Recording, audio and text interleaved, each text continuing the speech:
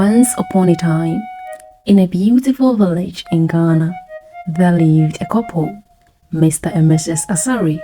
They were married for several years without a child. Regardless of their childlessness, they loved and cherished each other. Their love grew stronger each passing day. Mr. and Mrs. Asari sought native doctors and spiritual leaders in their quest for a child. Nothing they did yielded any good results. They visited hospitals for checkups and prescriptions, but none of these worked. They always told Mr. and Mrs. Asari none of them was at fault. Mr. and Mrs. Asari, after so many years of searching for a solution to end their problem, finally gave up. They lost hope, and the only thing they could do was to pray to their God. After 15 years of their childless marriage, one day, Mrs. Asari fell ill and went to the hospital. After a series of tests done by the doctors, Mr. and Mrs. Asari heard what they had been yearning to hear for several years. Mrs. Asari was pregnant. They were filled with joy. People in the village who scorned them for their childlessness were shocked to hear.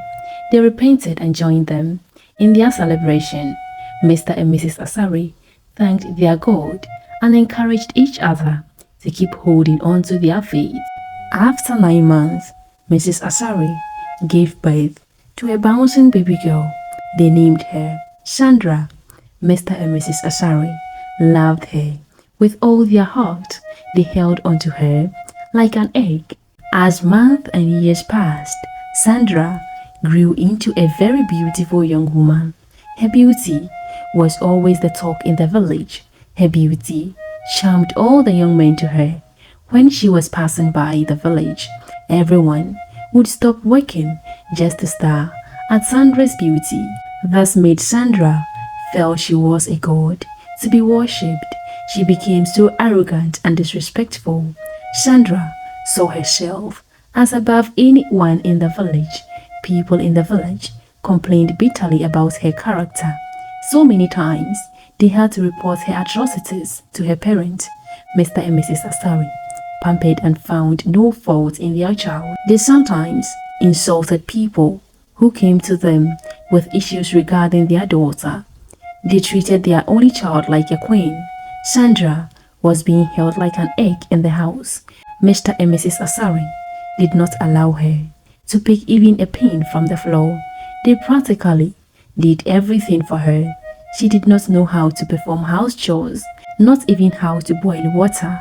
Sandra would always wake up in the morning, eat, dress up, and do whatever she wanted. Mr. and Mrs. Asari provided her with anything she needed. Sandra never saw anything wrong with disrespecting people. Mr. and Mrs. Asari never scorned her for her bad attitude. She never knew how to say no to a man. She slept with many men who came her way. Sandra believed everything she did was right. As years passed, Sandra fell in love with a young man named Obed. Even though Sandra loved Obed, but due to her bad character, Obed was just trying to get into her pants and dump her. Few months after they started dating, Sandra realized she was pregnant. After she told Obed about it, he denied being responsible for the pregnancy. However, Sandra found solace in her parents who loved and pampered her.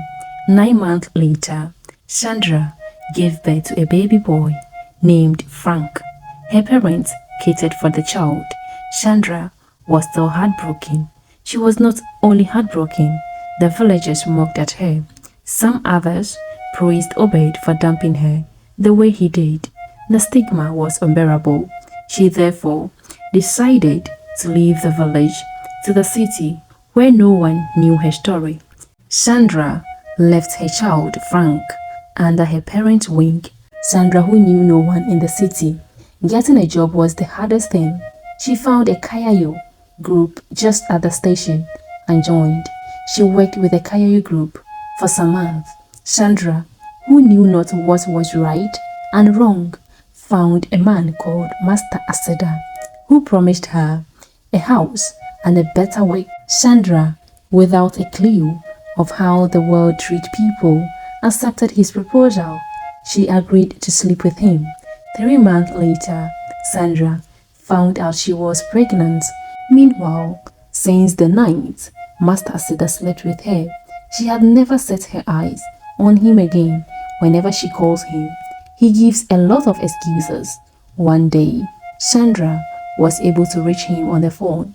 She therefore informed him of the pregnancy and reminded him of the house and the better wake as promised. Master Aseda, however, insulted her on the phone, saying she was a whore and a cheap lady. Sandra was heartbroken, and after crying for days, she decided to go back home.